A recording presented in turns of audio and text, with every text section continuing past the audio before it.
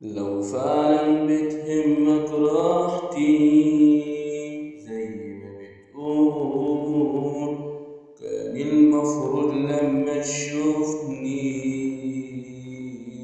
تفهم على طول إنك طول ما انت بعيد عني العمر بيجري ويسرقني وجعي بيطول.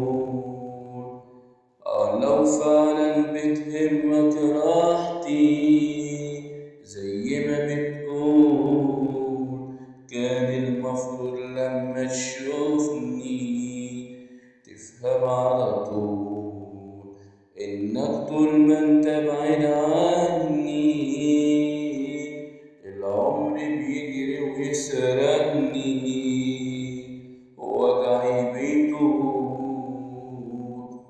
كفاية أعذار والآخر مرة أقولها لك، كفاية أعذار مش دايما هنسى وأصفالك عالوضع ده اللي جاي مش خير،